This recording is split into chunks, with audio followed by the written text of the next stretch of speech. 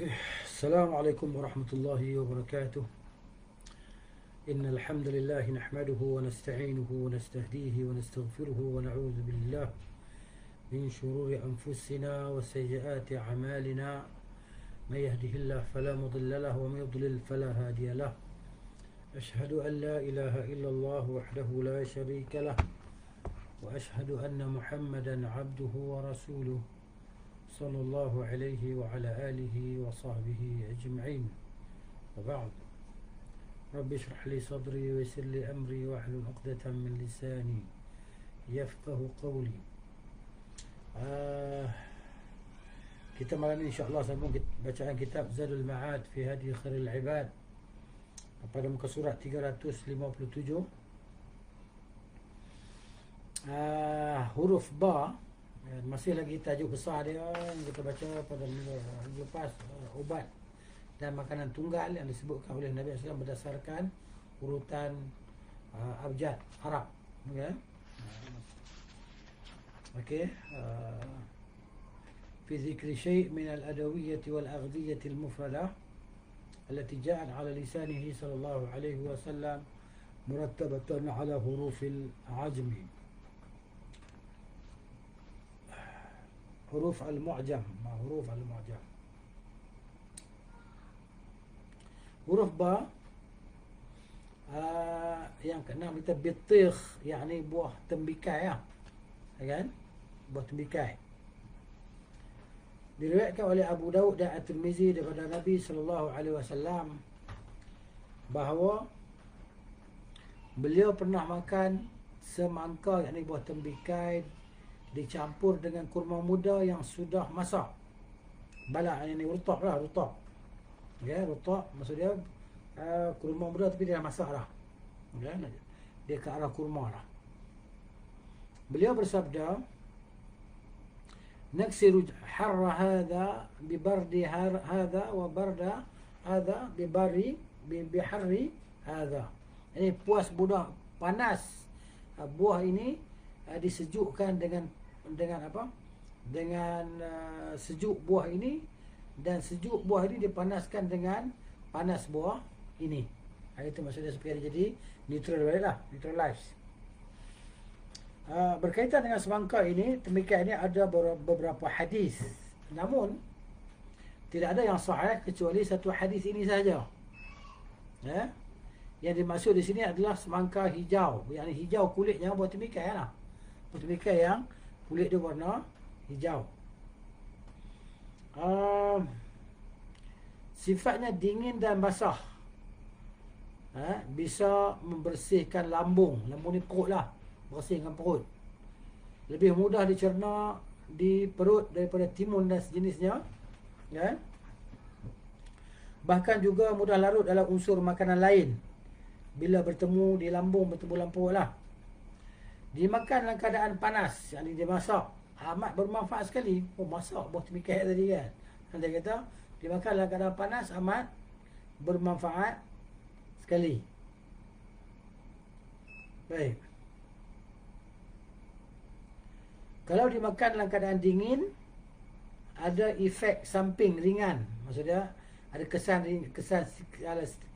sampingan sedikit je lah, ya, yang bisa dinetralisir, maksudnya dinetralkan dengan sedikit jahe, yakni halia. Makan dengan halia dan sejenisnya. Sebaiknya dikonsumsi maksudnya dimakan lah dia sebelum makan, ya, yakni segera diiringi dengan makan.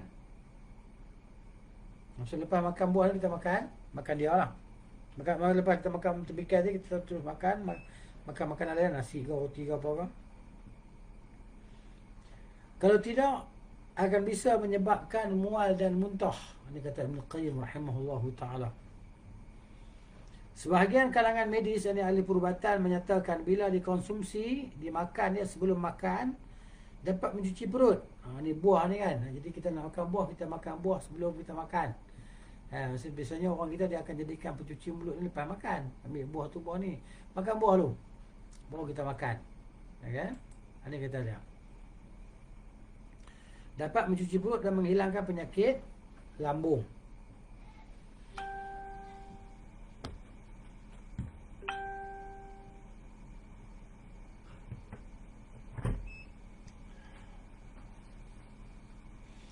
Kemudian yang ketujuhnya balah, yakni kurma muda. Balah ni maksudnya sebelum jadi rutab dia balah tu. Balah kurma muda. Diriwayatkan oleh An-Nasa'i dan Ibnu Majah dalam sunannya daripada hadis Hisham bin Urwah dari ayahnya, dari Aisyah radhiyallahu anha, bahawa ia menceritakan Rasulullah SAW bersabda, makanlah balah dengan kurma masak. Yakni buah kurma muda dengan kurma rutab. Kerana apabila syaitan melihat seorang manusia memakan kurma dengan balah atau kurma muda, ia akan berkata, anak Adam ini akan kekal dalam kebaikan sehingga dia boleh makan barang yang lama dicampur dengan barang yang baru. Tapi hadis ni ada yang mungkar, ya. Hadis mungkar, tidak sahih lah. Begitu. Kemudian dalam riwayat lain disebutkan, makanlah kurma masak dengan kurma muda. Sesungguhnya syaitan merasa sedih bila melihat manusia memakannya. Syaitan akan berkata, manusia bisa hidup sampai saat ini sehingga mereka masih sempat makan barang baru, yakni kurma muda dicampur dengan kurma yang tua. Ya. Diriwayatkan oleh Al-Bazzar dalam musnadnya, dan inilah lafaznya, lafaz hadis ni lah. Kulu al-balah bit-tamar fa inna syaitan yahzanu idza ra'a ibn Adam ya'kuluhu yaqulu 'asha ibn Adam hatta akala al-haditha bil khalq. Yani dia makan baru campur dengan yang lama.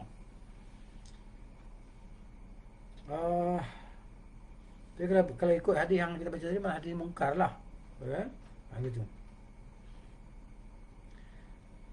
Jadi arti ba pada mana ba, yakni dalam kata hadis tu hatta akal al haditha hatta akal al jadida bil khalqi, akan dimakan yang baru dengan yang lama. Ba ni dengan lah hadis tu berarti bersamaan, termasuk dengan lah.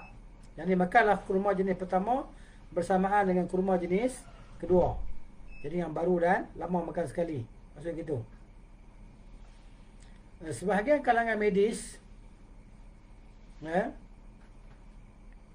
menyatakan Nabi SAW memerintahkan memakan balah, jadi makan kurma muda. Al-balah ni kurma muda yang belum jadi rutab tu. Nabi memerintahkan makan dengan kurma masak muda, dengan kurma muda dan kurma masak. Namun tidak memerintahkan memakan busur, yakni anak kurma, kurma yang lagi jadi bau putih kan, putih kurma dengan kurma masak. Kerana busur dan kurma masak sama-sama bersifat panas. Busur ni putih kurma tu kan. Meskipun tentu saja kurma masak jauh lebih panas. Menurut medis, ahli perubatan, memang tidak tepat mengkomposisikan antara kedua makanan yang sama-sama berunsur panas. Ni panas tu panas kita makan kan, atau sama-sama berunsur dingin, sebagaimana dijelaskan sebelumnya. Jadi kalau nak makan, panas dengan dingin sekali, kan? Jangan sekalikan panas dengan panas. Begitu.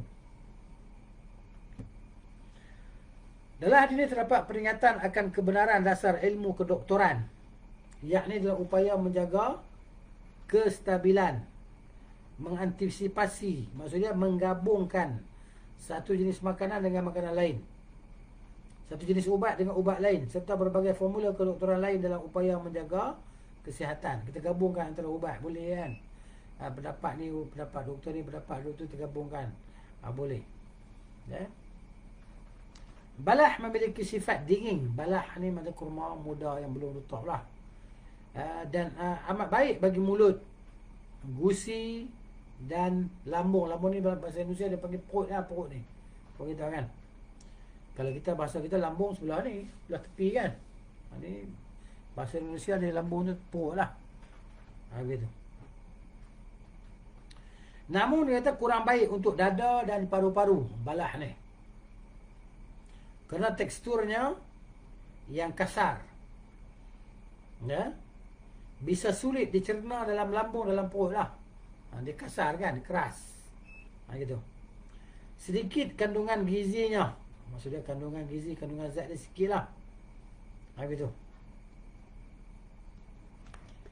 Baik, di antara sesama jenis buah pam, balah menyerupai anggur muda di antara sekian jenis buah-buahan pohon biasa.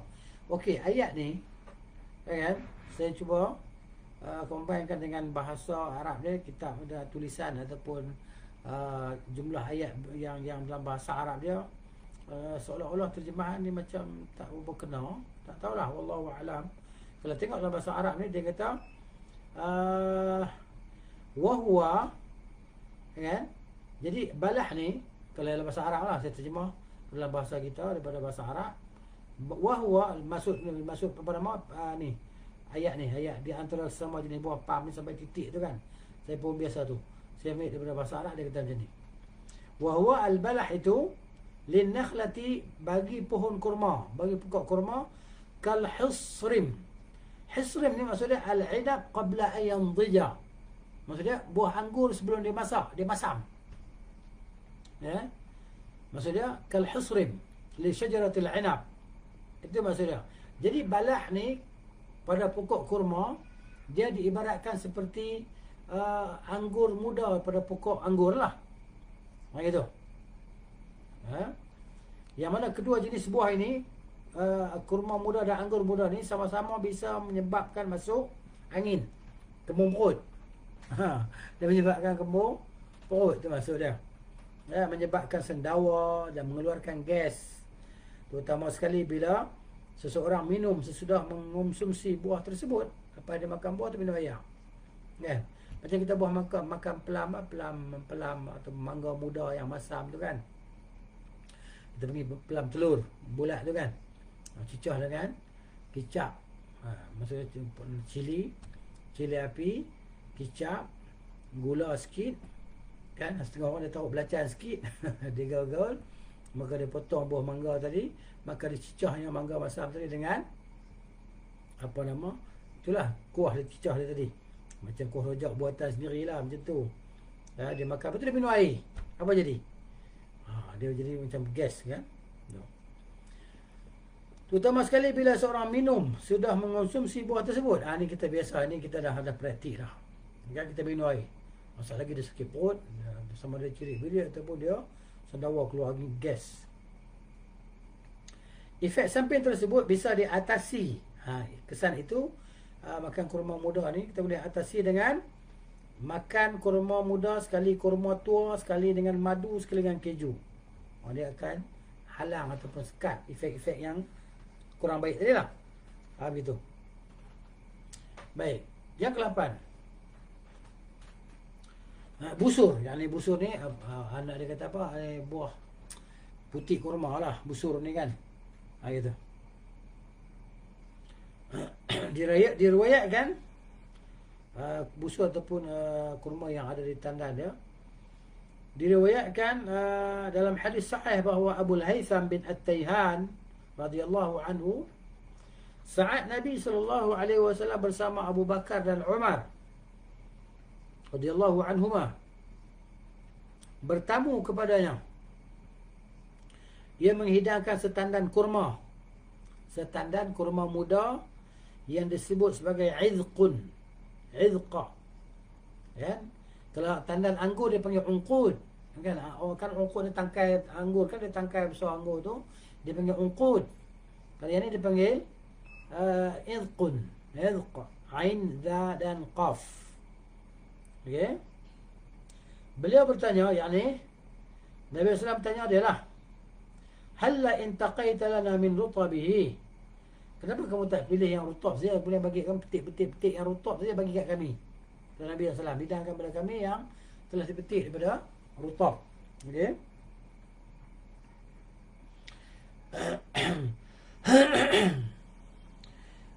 Faqala, maka jawab Abu Haytham radhiyallahu anhu, ahbabtu an tantaqu min busrihi wa rutabihi. Saya suka kalau kamu semua pilih sendirilah. Kalau nak makan rutab, boleh makan rutab. Nak makan busur, boleh makan busur. Busur ni kurma putih lah, boleh lah. Kan? Maksudnya di situ ada yang busuk, ada yang rutab. Baik.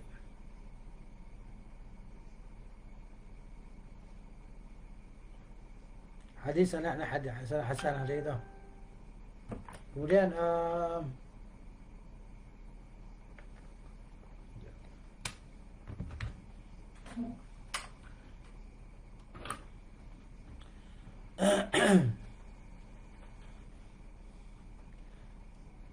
kurma pentil, yakni kurma muda lah. Bahasa Indonesia ni kan, kena tengok kamus dulu. Nak baca kata Indonesia ni kena tengok kamus dia. Kurma pentil, yakni kurma muda bersifat panas dan kering. Namun kadar keringnya lebih dominan dibandingkan panasnya. Ia juga bersifat menyeka kelembapan, membersihkan lambung, menguatkan perut, dan berguna juga untuk gusi dan mulut. Dia bersifat serat ni. Jenis yang terbaik adalah yang agak basah dan manis. Namun terlalu banyak memakan kurma muda dan kurma pentil ni, dapat kurma putih ni lah, kan, dapat menyebabkan sembelit. Habis tu. Kemudian cerita tentang al-bayd, tentang telur, kan, telur ayam, telur itik, telur apa ni. Diriwayatkan oleh Al-Baihaqi rahimahullah dalam kitab Syu'abul Iman, sebuah asar yang marfu', bahwasanya salah seorang Nabi pernah mengadu kepada Allah bahawa tubuhnya terasa lemah. Maka Allah memerintahkannya memakan telur. Namun kata Ibnu Qayyim rahimahullah, keabsahan hadis ini masih dipertikaikan.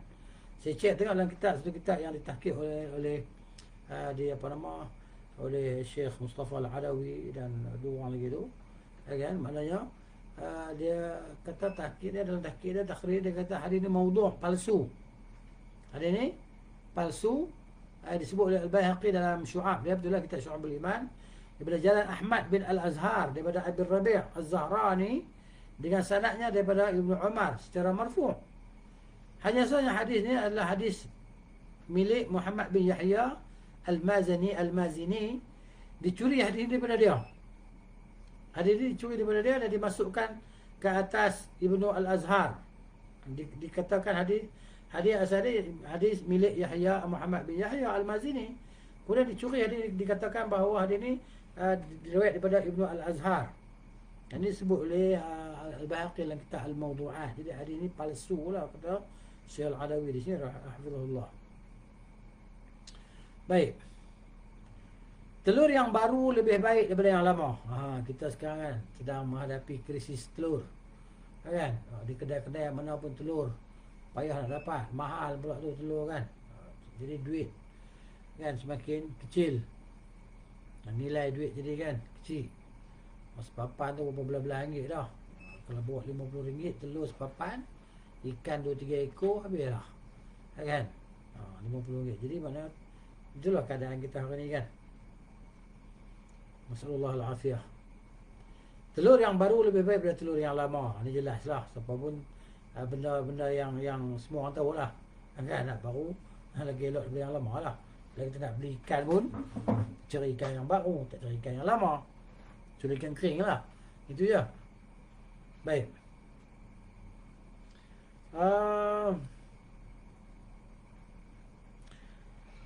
Sementara di antara seluruh jenis telur unggas, telur ayam adalah yang terbaik. Itu dia. Telur ayam adalah yang terbaik. Kalau kita cari telur ayam kampung lah, kan, telur ayam kampung. Susah je lah. Tapi kalau pergi ke NSK semua tu ada rasanya, kan, telur ayam kampung ni mahal sikit, kan. Tapi tak tahu lah, mungkin dah lama, kan, bukan baru lah. Nak baru belah sendiri lah ayam tu. Belah kat mana? Gitu. Baik, kemudian dia kata telur ayam adalah yang terbaik, sifatnya stabil, akan tetapi cenderung kepada unsur dingin. Cenderung kepada unsur dingin. Kita kata telur ayam telur panas pula, tapi dia cenderung kepada unsur dingin. Penulis Al-Qanun, yakni Al-Qanun Al-Tibbi, ini Ibnu Sina lah. Ibnu Sina menyebutkan kuning telur bersifat panas dan lembab, kan? Bisa menambah darah, yang sihat dan sempurna. Makan telur lah kita. Pagi-pagi kita letak telur separuh masak lah, 2 biji ke kan, betul lah, 3 biji ke sebiji kan, pulang lah makan telur pagi-pagi tu kan. Ambil air panas, menggelegak tu, matikan api tu, basuhkan telur tadi, masukkan di situ sekitar dalam 7-8 minit je, jangan lama sangat kan. 8 minit tu okey dah, 7 minit 8 minit tu okey dah, dia jadi telur 3 suku masak lah. Orang Kedah kata 3 suku masak, telur separuh masak kan, separuh masak. Dan 3 suku masak dia lebih kurang daripada separuh masak. Lepas 3 suku masak, lepas tu baru separuh kan, gitu. Jadi kalau boleh makan, bagus lah. Dulu kita dengar kata telur ni tambah kolesterol dalam badan lah, sumbat jantung lah, apalah teori-teori kan. Itulah. Jadi bagus kan, dengan ceramah-ceramah doktor-doktor yang rajin mengkaji kan. Itulah dia. Baik.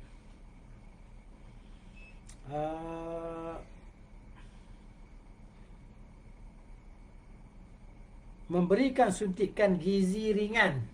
Gizi ringan, zat ringan lah ni. Di samping itu juga mudah larut dalam lambung, dalam perut kita ni, mudah larut. Yakni bisa dimasak lembut. Kalau kita masak separuh masak, okey, kita makan kan. Ahli medis lain menegaskan, muhuhu maksudnya telur kuning ni lah. Telur kuning dapat mengurangi rasa sakit, bisa melegakan tenggorokan. Ni kalau kita dapat tu yang kampung memang cantik lah, baru telur pula tu kan. Dan bronkus ni cabang tenggorok yang bersambung ke kiri kanan paru-paru kita tu kan, bronkus. Baik untuk mengubati sakit tenggorokan, telur kuning dia. Batuk, luka paru-paru, ginjal dan kandung kencing, maksudnya pundi kencing lah ya. Di samping itu juga bisa mengurangi ganjalan pada pencernaan, rintangan pada pencernaan, terutama sekali bila dikonsumsi dengan minyak buah badam yang manis. Tadi kan dapat cari minyak buah badam, bagus lah, tapi mahal-mahal belakang lah ni kalau cari ni. Bisa juga membantu proses pembakaran di bahagian dada. Ni telur kuning dah. Bisa memperlunak sisa makanan dan mengurangi ganjalan ni rintangan lah di tenggorokan yang rasa macam lekat kat tengkuk tu kan. Gitu. Dia kurangkan lah. Kemudian dia kata pula, sementara telur putih telur, bila dititiskan ke mata yang mengalami bengkak meradang, bengkak keradangan tu kan, sakit tu, bisa langsung mendinginkan radangnya. Masya Allah, ni tak pernah cuba ni. Yang sakit mata bolehlah cuba ni. Dan menghilangkan rasa sakitnya. Gitu. Bila dilumuri ke mata dicampur dengan abu pada saat pertama kali terjadi pembengkakan, akan mencegahnya tidak melepuh. Dia boleh cegah pula tidak melepuh. Tidak, itulah, tidak melupas lah kulit tu kan. Bila dilumuri ke wajah, putih telur ni, bisa mencegahnya terbakar sinar matahari. Maknanya dia boleh tahan daripada cahaya panas matahari tadi kan, dia cegah. Dia kulit dia terbakar, lumur ke muka, dia tegang kan. Kita rasa tegang lah kulit tu bila kena putih telur ni. Kata Ibn Qayyim lagi rahimahullah, bila dicampur dengan serbuk kayu cendana. Cuba cek. Kan tadi saya cek juga, kayu cendana ni kayu wangi kan. Pulau Cendana. Apa nama, ataupun candana dalam bahasa Sanskrit dah. Candana betul, ataupun dalam bahasa saintifik dia panggil Santalum album. Albium. Santalum album. Cek tengoklah pokok ni, Santalum album, pokok cendana ni. Tengoklah, ada Wikipedia ada gambar pokok dia kan. Pokok dia tu wangi, kayu dia, serbuk kayu tu wangi. Jadi kalau campur dengan putih telur, saya tengok ada jual. Serbuk dia, serbuk cendana tu ada jual dalam paket tu. Carilah kat Shopee ke Lazada kan, ada jual.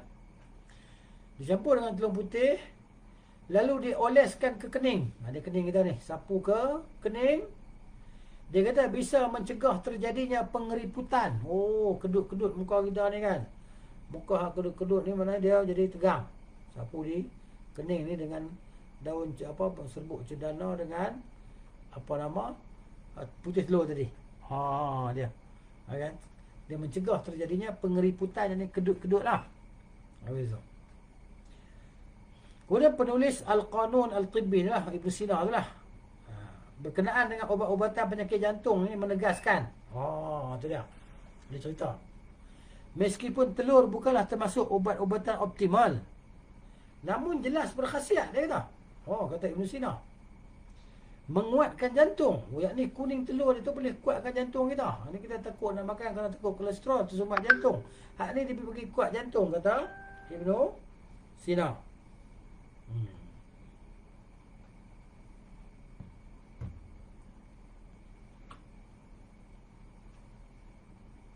Baik.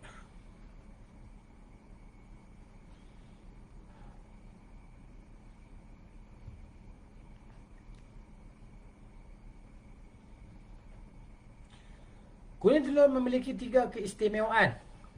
Dia kata. Pertama, mudah larut dalam darah. Dia mudah larut dalam darah kita. Kedua, sedikit ampasnya. Ketiga, bahawa darah juga berasal darinya. Ini kata siapa? Kata Ibn Sina lah, penulis Qanun At-Tibbi tu. Selain dia kata atau setidaknya unsurnya bisa berdampingan dengan darah yang menjadi makanan jantung. Itu dia. Selain itu, unsur telur juga ringan sekali. Oleh sebab itu, para penderita penyakit pencernaan mudah sekali beradaptasi dengan telur. Orang sakit-sakit sembelit-sembelit ni kan, makan telur lah. Mudah sekali nak makan, sehingga mudah diserap oleh tubuh. Ini dia bercerita pasal telur. Kita boleh makan telur lah, jangan takut lah. Gitu. Baik. Yang ke-10, basal, bawang merah. Bawang merah, cerita bawang pula ni. Diriwayatkan oleh Abu Dawud dalam sunannya daripada Aisyah radhiyallahu anha bahawa dia pernah ditanya tentang bawang merah. Aisyah menjawab, makanan yang terakhir kali dimakan oleh Rasulullah sallallahu alaihi wasallam mengandungi bawang merah. Tapi hadisnya dhaif. Hadis ni lemah. Pasal apa? Kerana pada sanadnya terdapat seorang yang bernama Abu Zinad, Khiyar bin Salamah. Tidak ada yang menganggapnya siqah kecuali Ibn Hibban, para perawi lainnya siqah. Tapi hadis dhaif lah. Kita tengoklah kitab sebelah ni, kata dia hadisnya dhaif, lemah. Kemudian diriwayatkan dalam Sahih Al-Bukhari dan Muslim bahawa bila seseorang memakan bawang merah, itu dia. Maksud bawang merah ni bawang merah mentah lah. Kalau bawang dah masak, dia tak masuk dalam ni. Masuk bawang merah di sini, bawang merah yang masih mentah, yang belum dimasak. Baik. Jadi Al-Bukhari dan Muslim meriwayatkan hadis bahawa bila seseorang memakan bawang merah, ia tidak boleh masuk masjid.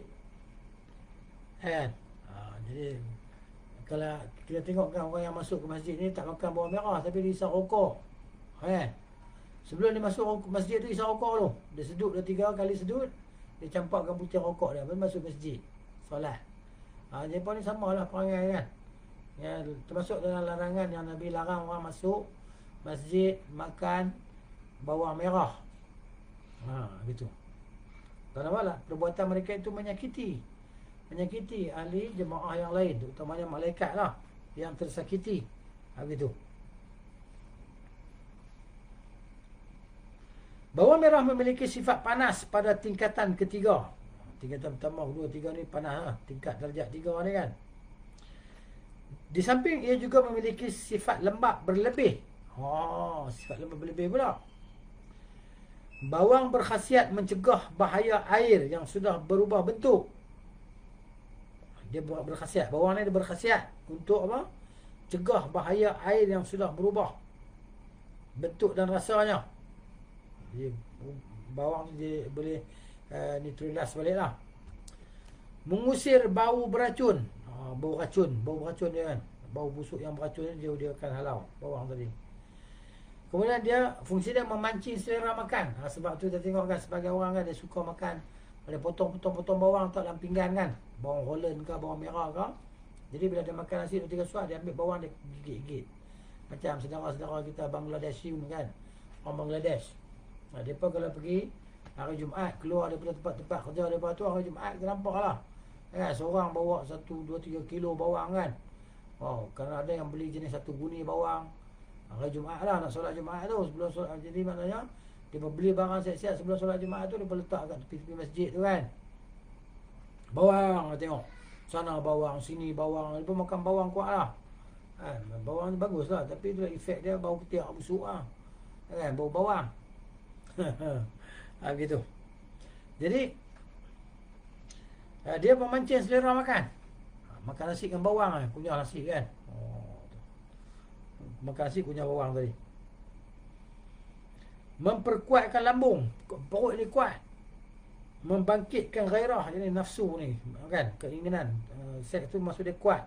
Makan bawang ni kan. Memperbanyakkan hormon, yang ni memperbanyakkan air mani lah. Membaguskan warna kulit. Kulit jadi lawa.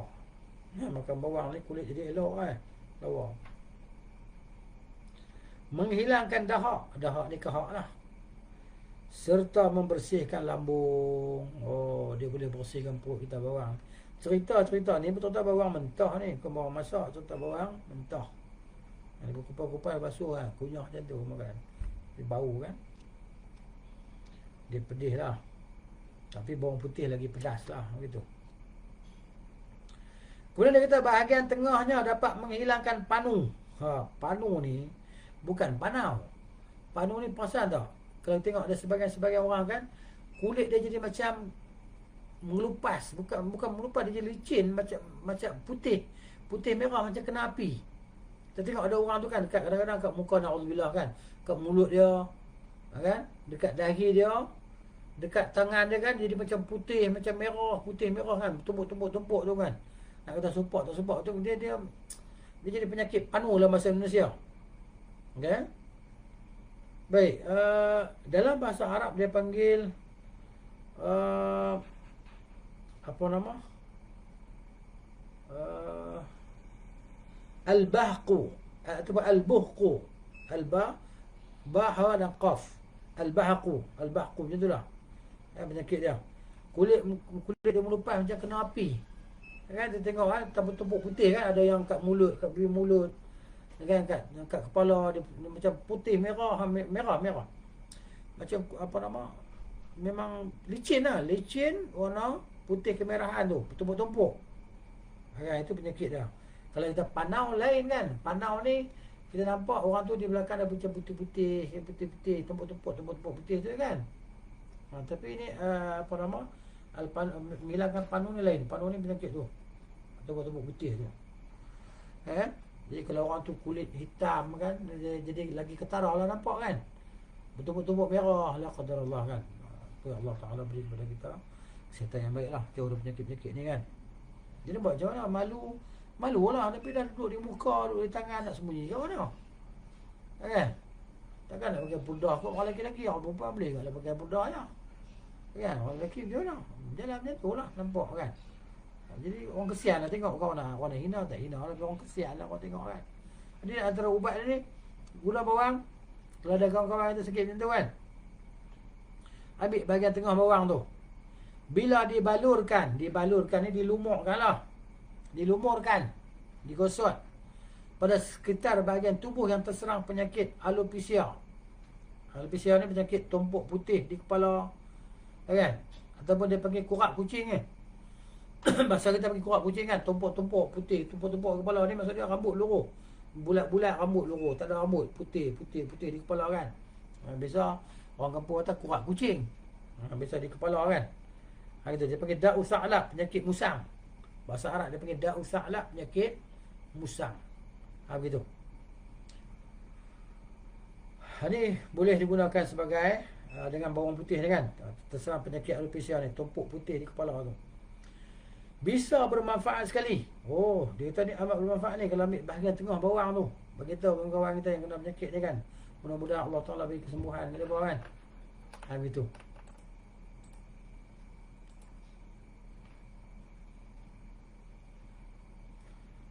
Bila dicampur dengan garam, dapat menghilangkan ketombe. Ketombe ni ketuat lah. Ketuat kan. Ketuat tumbuh dekat tangan, dekat mana kan.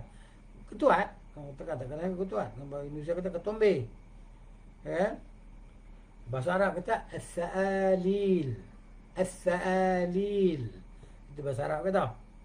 Ketuat.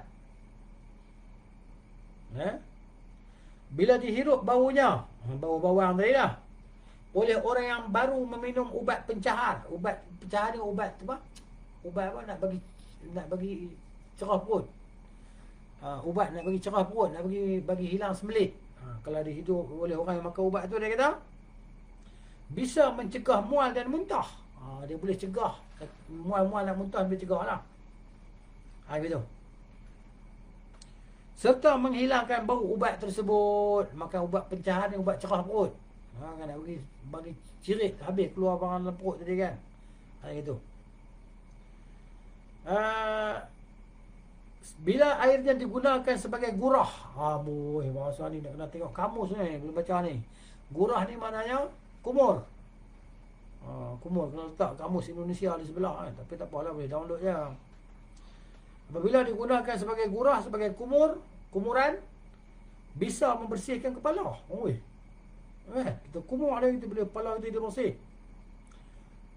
Bisa juga dititiskan ke telinga. Boleh juga ayak perahan bawang tadi. Bila sulit mendengar atau berdengung. Telinga kita ni rasa macam susah dengar kan. Tengok jauh orang cakap ataupun telinga rasa berdengung, berdesing, titik dalam telinga. Kemudian mengeluarkan nanah atau kemasukan air kalau telinga bernanah. Telinga bernanah kan pernah tengok kan, ada orang budak-budak yang telinga bernanah tu kan, ataupun masuk air. Dia sebab masuk air ke apa, tak tahu, luka apa ke. Titiskan air bawang tadi lah. Bau pedas yang menyebabkan keluarnya air mata juga berguna sekali. Tu dia kan. Kan kita bila kita kupas bawang ni, pakai menangis lah, pedih. Pedih kan. Pedih air mata. Keluar air mata, tak tahan. Gitu. Jadi cara dia kalau senang ya. Tak mau pergi kena pedih mata kat kita ni, kupas bawang senang je. Kan kita duduk bawah kipas. Kupas bawang bawah kipas. Kipas atas kita, kipas siling tu, kita kupas bawang. Jadi dia punya pedih mata tu tak kena kita. Dia akan kena pada orang hak duduk bawah tu lah. Kalau kita berdiri, dia kena orang hak duduk tu. Kena pada orang lain lah. Kita tak kena lah. Sebab kipas dia tiup dia punya pedih, air pedih dia tadi kepada orang lain. Itu kan. Setengah orang tak suka kan. Bau bawang lah kita rasa macam tak selesa kan. Bau bawang ni, bawang putih ni cerita dia. Maaf, bawang merah, bawang putih. Kemudian dia kata bau pedas yang menyebabkan keluarnya air mata juga berguna sekali. Tu dia. Bukan saja tu, guna. Bahagian tengah bawang tadi baik sekali dipakai bercelak bila dicampur dengan madu. Tu dia. Untuk memperbagus bahagian putih mata. Tu dia. Ambil buah dengan madu, mana dipakai sebagai celak lah. Bahagian untuk bagi bahagian putih mata jadi elok. Kemudian bila dimasak, bawang merah juga mengandung banyak gizi. Kan ni kita bawang merah goreng ni sedap ni. Masak tak salah, goreng ke, tumis ke, dia menghasilkan bau yang sedap kan. Sebab tu kalau orang nak buat nasi biryani, lagi banyak bawang merah ni lagi sedap. Tumis dia kan, dibuat layer di antara nasi biryani tu kan. Layer 1, layer 2 bawang merah yang digoreng dengan daun ketumbar, dengan pes biryani. Baunya menyacak lah masa dia, insya-Allah. Gitu. Kemudian berguna mengubati penyakit kuning. Bawang merah ni kalau dimasak, orang ada sakit kuning ni, makan bawang merah goreng ataupun tak nak goreng, masak lah. masak sup kan. Maka biasa kita masak tom yam. Masak tom yam kita akan letakkan bawang ni. Bawang Holland kalau kita biasa letak dalam tom yam, kita letak bawang Holland. Kita bawang besar boleh juga.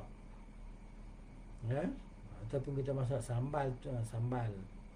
Dan masak merah, ayam masak merah, letak bawang. Bawang merah potong kan. Letak makan. Bagus. Masak kicap, letak bawang merah. Ya, bawang besar tu kan. Bawang besar yang potong bulat tu. Batuk, juga bagus untuk batuk tu. Dan sesak nafas. Sesak nafas. Bisa memperlancar buang air kecil dan melunakkan buang air besar. Bawang ni. Bawang merah ni bagus ni. Kan? Jadi orang Bangla ni suka makan bawang ni. Orang Bangla, orang Pakistan memang suka makan. Sebab tu saya pun suka makan juga. Duduk di Pakistan.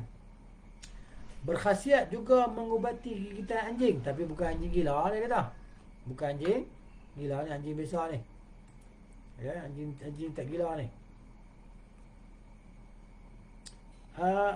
Bila dibalurkan, dilumurkan air perasannya, air perahan dia lah, ditambah sedikit garam pada bahagian luka. Ambil garam pula, pedih no? Kan?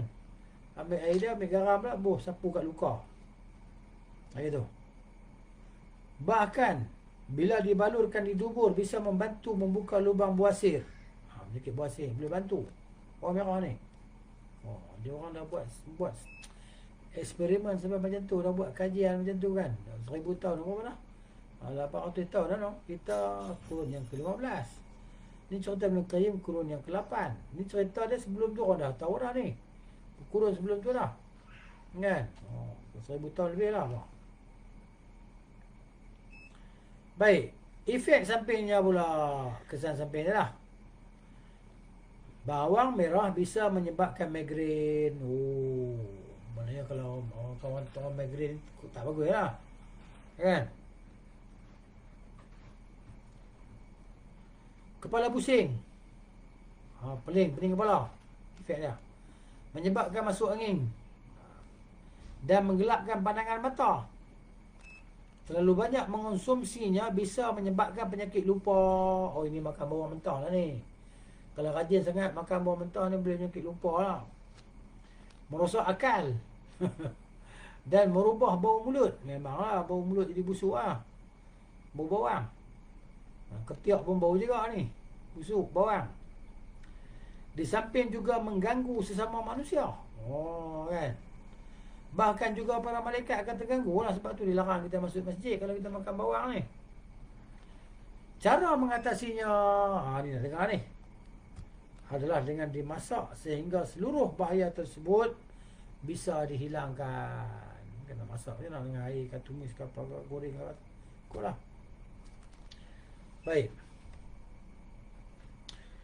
Dalam As-Sunan disebutkan bahawa Rasulullah sallallahu alaihi wasallam memerintahkan orang yang hendak mengkonsumsi bawang merah dan juga bawang putih. Siapa nak makan bawang merah, bawang putih, Nabi kata, agar mematikan efek sampingnya. Itu bau dia, kita matikan dulu bau dia. Dengan cara memasaknya. Ni kan. Ni hadis riwayat Muslim ni. Kan, riwayat Muslim, Nasa'i kan. Gitu.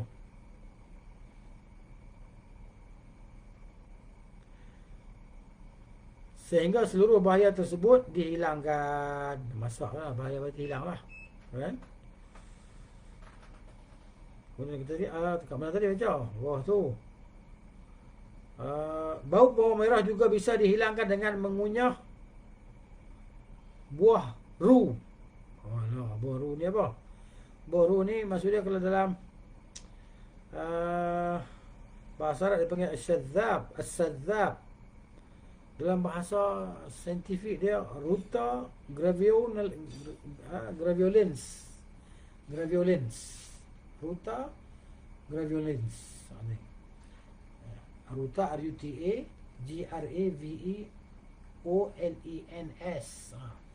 Tulis tu. Google. Dia akan tunjuk pokok dia. Dia ni pokok ni tulis tu berasal daripada Balkan, Itali. kan, sebelah selatan Perancis. Pokok ni, kan? Nama dia ruta Gravulence As-Sadzab. As-Sadzab bahasa Arab dipanggil. Itu pokok tu, buah tu.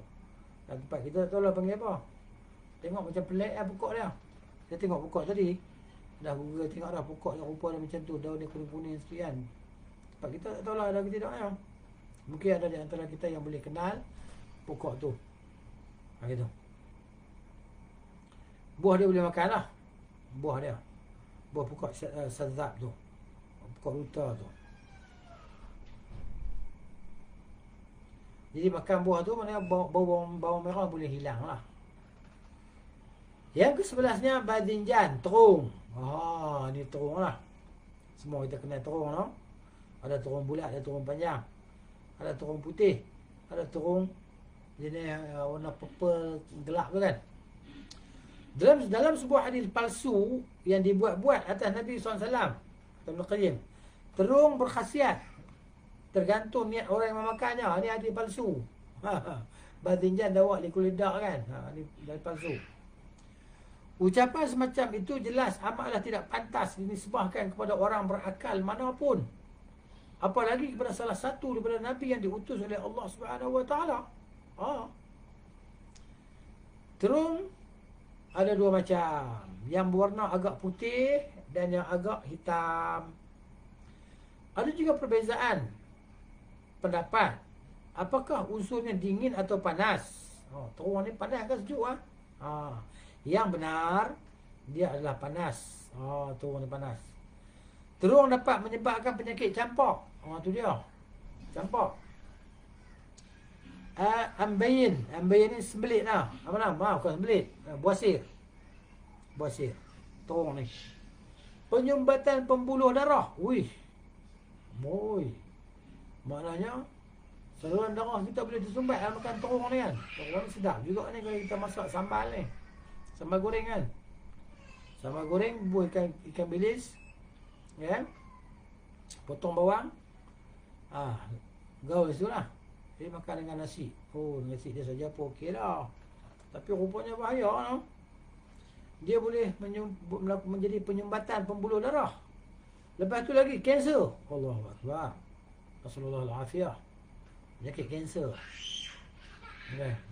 Dia sebut kanser ni baru ni 2-3 hari lepas ada sahabat saya meninggal dunia, yang sebaya lah, belajar di Pakistan juga, jadi imam di situ masjid. Kemudian dia kanser darah.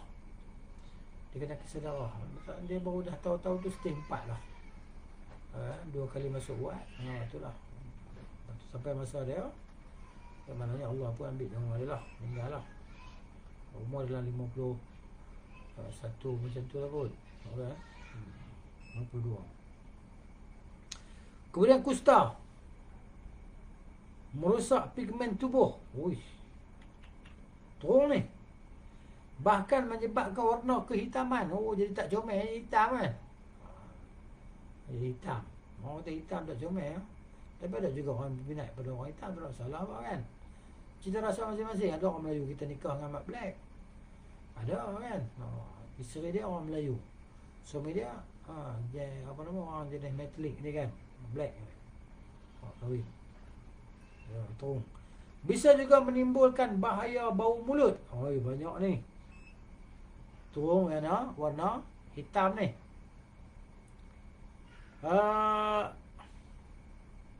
Ada pun yang berwarna putih dan panjang, tidak mengandungi bahaya-bahaya tersebut. Kalau nak beli terung nak masak sayur apa, cari yang putih lah. Cari putih yang apa nama, dia panjang tu kan. Tu dia tak ada unsur-unsur tu. Baik, kemudian huruf ta.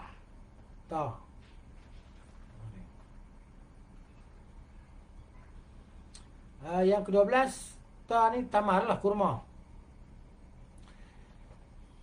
Diriwayatkan dengan sahih dari Rasulullah sallallahu alaihi wasallam bahawa beliau bersabda, man tasabbaha bi7 tamaratin wa fi lafdhin min tamril 'aliyati lam yadurruhu dhalika al-yawm summun wala sihrun. Barang siapa yang mengonsumsi, yang makan 7 butir kurma di pagi hari. Dalam riwayat lain disebut 7 butir kurma aliyah, ajwa aliyah. Pada hari itu ia tidak akan terganggu oleh racun ataupun sihir. Oh, tadi hadis sahih lah, Al-Bukhari ni, Muslim ni. Diriwayatkan juga secara sahih bahawa Rasulullah bersabda, rumah yang tidak ada kurma di dalamnya akan membuat lapar penghuninya. Hadis Muslim. Jadi rumah yang tak ada kurma lapar lah. Sebab apa? Sebab kurma ni dia manis kan. Kita makan sikit tak rasa kenyang. Tapi orang kalau senang makan kurma, dia suka manis, dia hantam. Banyak orang dia hantam. Tapi jangan makan banyak, bahaya lah kan, naik gula badan kita. Baik. Jadi kalau rumah tak ada kurma, ni maknanya kalau di sana, di Saudi, di Madinah sana kan, kurma tu jadi makanan ruji kan, makanan ruji dia, makanan utama. Dia kena ada lah buah kurma di rumah masing-masing. Kalau hari kita hari ni tak sepertinya kan buah kurma. Kita mungkin apa dia, buah apa rumah kita, tak kisahlah. Gitu. Tapi sekarang mudah lah dapat dengan kurma. Mudah sangat kan, orang sana jual, orang sini jual, orang tu import, orang ni import. Kita beli lah, makan lah. Demikian juga secara sahih bahawa Rasulullah SAW biasa menyantap kurma dengan keju. Oh, makan kurma dengan keju. Atau menyantapnya dengan roti. Dan terkadang juga menyantapnya begitu sahaja. Sallallahu. Sifat kurma adalah panas pada tingkatan kedua. Apakah sifatnya kering atau basah? Adalah pendapat. Kurma dapat menguatkan liver kita. Oh, Masya Allah. Melunakkan buang air besar. Menambah stamina bila dicampur dengan bubuk kayu cemara. Aduh, kayu cemara pula. Menyembuhkan radang tenggorokan. Namun bagi yang belum terbiasa mengonsumsinya seperti para penduduk di negeri-negeri dingin, bisa menyebabkan semelit. Oh, tu dia. Menyebabkan sakit gigi, manis dan menambah sakit kepala. Cara mengatasinya adalah dengan mengonsumsi buah badam dan apiun. Oh, kena makan buah badam dengan apiun pula. Apiun ni apa mana tak sempat tengok tadi. Apiun. Ya, kalau bahasa Arab dia. Dah urus. Dah.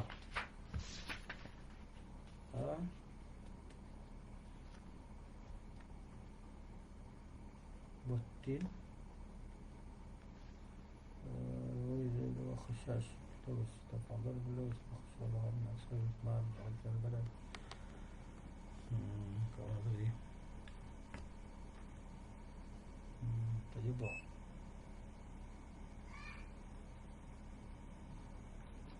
صنبور. Oh, As-Sanaubar. As-Sanaubar ni buah apa? Yang ni apricot. Apricot lah. Ya, apricot. Buah badam dan buah apricot. Gitu. Baik. Kat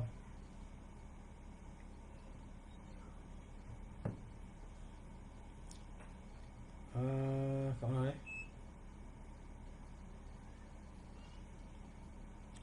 Dia kata kurma termasuk buah yang paling banyak mengandungi gizi, yang mengenyangkan dan dihajatkan oleh tubuh kerana kandungan unsur panas dan lembab. Bila dikunyah dan ditelan, bisa pula membunuh cacing membunuh cacing. Selain panas, buah ini juga memiliki energi tambahan. Bila kita terbiasa mengonsumsinya dengan langsung dikunyah dan ditelan, bisa mengeringkan dan melemahkan unsur cacing dalam tubuh, mengurangi, bahkan juga memberantasnya sama sekali. Kurma adalah buah, makanan, ubat, minuman sekaligus gula-gula. Sebiji buah kurma ni macam-macam dia boleh jadi. Jadi buah, jadi makanan, ubat. Lepas tu boleh jadi minuman yang manis lah. Minuman yang manis ataupun boleh jadi gula-gula. Ini keistimewaan kurma. Jadi begitulah. Dan seterusnya tin, buah tin. Jadi kita berhenti di sinilah. Sambung insya-Allah akan datang. Wallahu ta'ala alam bis-shawab. Wa sallallahu ala nabiyyina Muhammadin wa ala alihi wa sahbihi ajma'in. سبحانك اللهم وبحمدك أشهد أن لا إله إلا أنت أستغفرك وأتوب إليك. السلام عليكم ورحمة الله.